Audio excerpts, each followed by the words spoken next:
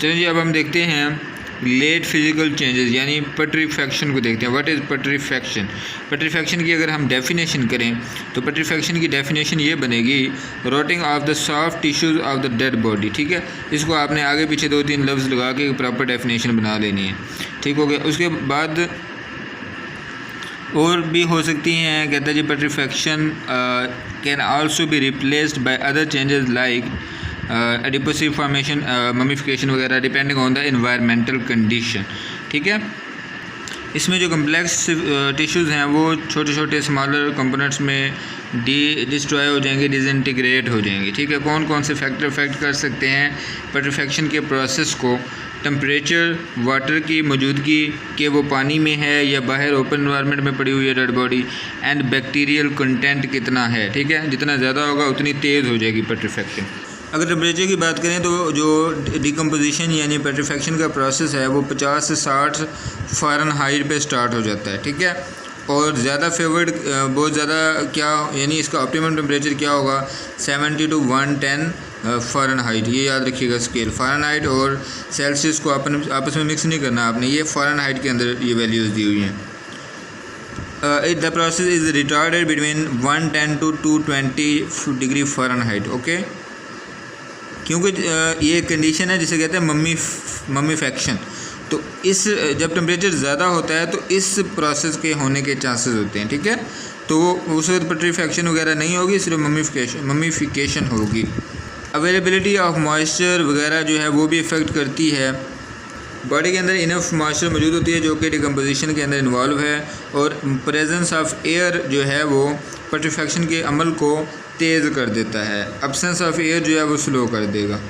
तो Caspar dictum की ये स्टेटमेंट याद रखिएगा, ऑफन एमसीक्यूज़ और एससीक्यूज़ वगैरह में पूछी जा सकती है ये। ठीक है, तो क्या कहता है कि कैस्पर डिक्टम स्टेट्स दैट जो process of decomposition in air है वो 2 टाइम ज़्यादा होगा than the process of decomposition in water. ठीक है, and 8 times as rapid as in soil. ठीक है, जो प्रोसेस हो रहा है डिकम्पोजिशन का वाटर के अंदर, एयर के अंदर अगर होगा तो वाटर की निस्बत 2 गुना ज़्यादा स्पीड होगी, और अगर वो एयर के अंदर हो रहा है तो सॉइल की निस्बत यानी मिट्टी के अंदर वो दबी हुई है अगर बॉडी, तो एयर में अगर ओपन पड़ी होती तो एयर में सॉइल के अंदर डिकम्पोजिशन की निस्बत जो रफ्तार है वो 8 गुना ज़्यादा होगी। ये याद रख लें, ये ऑफन पूछी जा सकती है बच्चों। अगर बात करें बॉडी के मुख्तलिफ हिस्सों की, तो बॉडी के अंदर जो सॉफ्ट टिश्यूज़ होते हैं, ठीक है, वो कन्वर्ट हो जाते हैं किसके अंदर? गैसेस और फ्लूइड्स के अंदर, और बाकी जो बच जाता है वो बोन्स, नेल्स और हेयर होते हैं। ठीक है, ये पेट्रीफाई नहीं होते। पेट्रीफैक्शन के अंदर अब 2 मेन प्रोसेसेस हो रहे होते हैं। ठीक है, क्या? ऑटोलाइसिस और बैक्टीरियल एक्शन। ऑटोलाइसिस का आपको पता होना चाहिए क्या होता है कि वो जो डाइजेस्टिव एक्शन ऑफ एंजाइम यानी एंजाइम की वजह से जो डाइजेस्टिव एक्शन हो रहा है, जो ब्रेक डाउन हो रही है डिफरेंट टिश्यूज़ की, different content of the body की, उसको हम कहते हैं ऑटोलाइसिस। ठीक है, और जब ऑटोलाइसिस हो रही होती है तो साथ उसी प्रोसेस के दौरान अगर बच्चों सर्टन बैक्टीरिया हैं जो कि डिकम्पोजिशन करवाते हैं डेड बॉडी की, वो भी मौजूद हों तो ये प्रोसेस बहुत ज़्यादा फास्ट हो जाएगा। ठीक है, इसमें एस्क्रीशिया कोलाई, स्टेफिलोकोकस और स्ट्रेप्टोकोकस विरिडेंस। ठीक है, स्टेफिलोकोकस जो है ये एक जीनस है, माइक्रोबायोलॉजी में पढ़ेंगे, इसकी आगे फिर स्पीशीज़ हैं। अच्छा, क्लोस्ट्रीडियम विल्चाई। ठीक है, ये 1, 2, 3, 4 ये आपने याद रखने हैं। ये जो 4 बैक्टीरिया हैं ये इन्वॉल्व होते हैं इन द प्रोसेस ऑफ पेट्रीफैक्शन। ये कहाँ से आते हैं बच्चों? बॉयल से आते हैं, आपकी स्मॉल इंटेस्टाइन, लार्ज इंटेस्टाइन वगैरह से आते हैं। ठीक हो गया। ख़ास तौर पर ये सीकम के अंदर जो है ना ये मौजूद होते हैं, जो कि राइट साइड ऑफ एब्डोमेन में मौजूद होता है। सीकम आपको पता ही है, आपने एनाटॉमी पढ़ी हुई है। ठीक है, where the content of the ball are fluid and full of these bacteria, और ये बैक्टीरिया वहाँ पे बहुत ज़्यादा कसरत से मौजूद होते हैं। इन गैस फार्मिंग बैक्टीरिया के लिए जो एडजेसेंट टिश्यूज़ में ये ग्रो करते हैं, वहाँ से सीकम से ग्रो करेंगे मुख्तलिफ टिश्यूज़ के अंदर, और इनके लिए बच्चों क्या चाहिए? इनके लिए चाहिए थोड़ा सा टेम्परेचर और मॉइस्चर चाहिए और मीडियम चाहिए कोई। ठीक है, जिसके अंदर न्यूट्रिएंट्स वगैरह भी मौजूद हों। तो ब्लड वहाँ पे डेफिनेटली मौजूद है, तो blood is a good medium for the action of bacteria. They invade the main systemic went through the portal circulation and disturb. देखें ना, अब वो स्मॉल इंटेस्टाइन से कैसे ग्रो करेंगे, पोर्टल सर्कुलेशन में जाएंगे, ठीक है, फिर सिस्टेमिक सर्कुलेशन में वेन्स वगैरह में एंटर हो जाएंगे और फिर वहाँ पे जाके क्या करवा देंगे, हीमोलाइसिस और स्टेनिंग वगैरह करवा देंगे।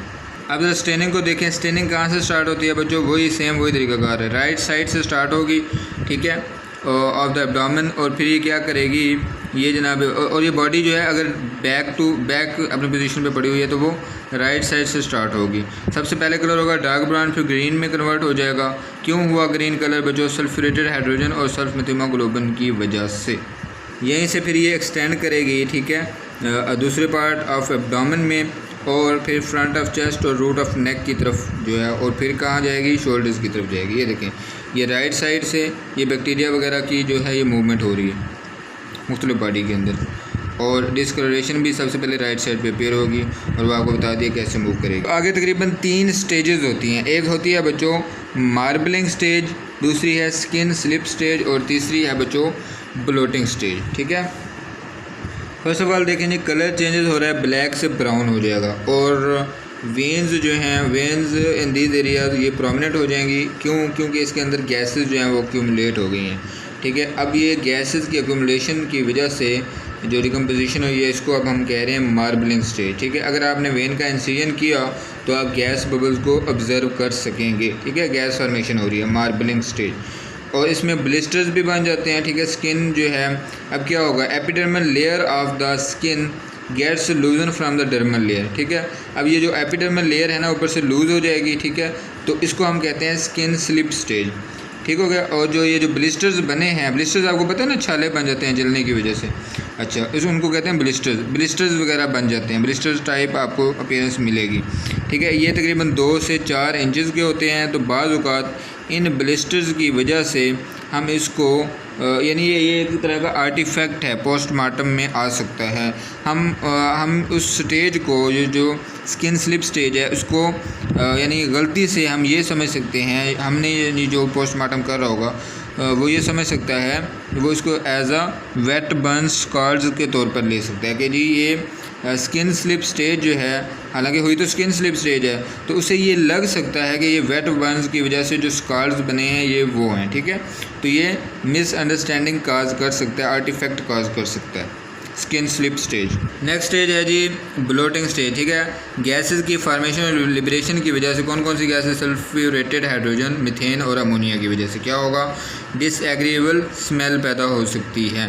और डिफरेंट बॉडी पार्ट्स जो हैं, soft parts specially of face producing bloating stage, blows up soft tissues, blows up soft tissues, ठीक है, इसको क्या कहते हैं, ब्लोटिंग स्टेज है। पफिंग आईलिड्स और प्रोट्रूजन ऑफ टंग वगैरह इसमें हो सकता है, ठीक है। ये देखें, ये स्टेज देखें ज़रा, आप देख सकते हैं अर्ली पेट्रीफैक्शन चेंजेस, ठीक है, of corpse showing dark brown discoloration of abdomen, और साथ साथ में ब्लोटिंग स्टेज भी दिखाई गई है। स्क्रोटम को आप देख सकते हैं, एंड लूजनिंग ऑफ एपिडर्मिस, और आप देख सकते हैं कि आपको स्किन जो है वो स्लिप हुई भी नज़र आ रही होगी, देखें ज़रा बॉडी को गौर से, ठीक है। तो कैसी लग रही है स्किन स्लिप स्टेज भी आप यहाँ पे देख सकते हैं।